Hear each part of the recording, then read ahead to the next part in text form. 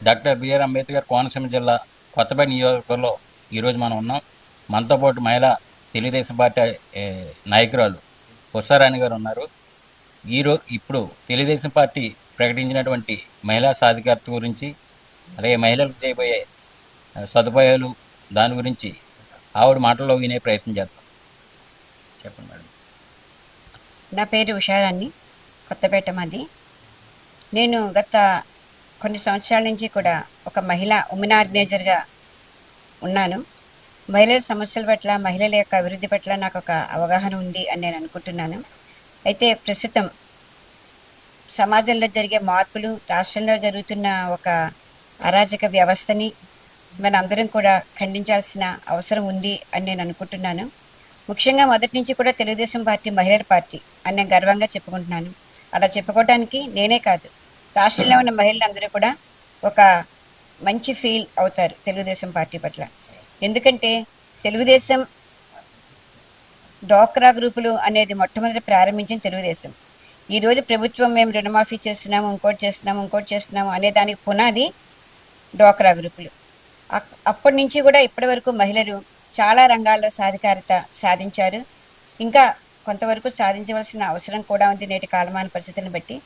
ముఖ్యంగా మనం తెలుగుదేశం పార్టీ గురించి చెప్పుకోవాలి అంటే, ప్రభుత్వం చేస్తున్న కొన్ని పనులు చాలామందికి ఇబ్బంది కలిగిస్తున్నవి అయినా కూడా మనం చూస్తూ ఉన్నాం.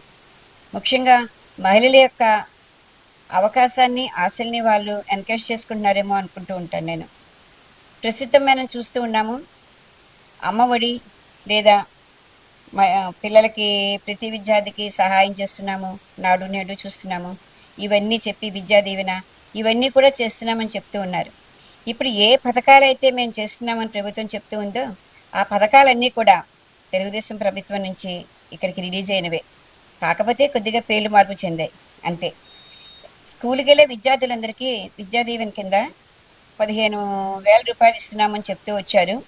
అయితే 15,000 రూపాయలను ప్రకటించిన విధానం అయితే కరెక్టే, కానీ తర్వాత 14,000, తర్వాత 13,000, మరి ఇప్పుడు ఇంకెంత ఇస్తారో తెలియని పరిస్థితి రాష్ట్రంలో నెలకొని ఉంది.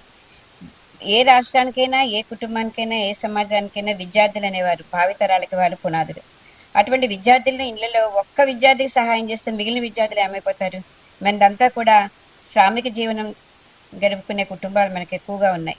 అటువంటి కుటుంబాల్లో ఒక పిల్లవాడికి నేను సహాయం చేస్తానంటే, అమ్మ ఒక పిల్లవాడికి అన్నం పెడతాను, మిగతా వాళ్ళకి పెట్టను అన్న వ్యవస్థ మనకు కనిపిస్తూ ఉంటుంది. రాష్ట్రాన్ని పరిపాలించే ముఖ్యమంత్రి కుటుంబానికి తండ్రి ఎంతో, రాష్ట్రానికి అతను కూడా తండ్రి లాంటి వాడే. అందుకే చంద్రబాబు నాయుడు గారికి పెట్టే చెయ్యే అయింది.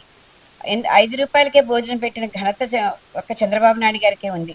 ఎందుకంటే ఆకలిని చూసే మనసు అయింది, కడుపుని చూసే, కడుపులో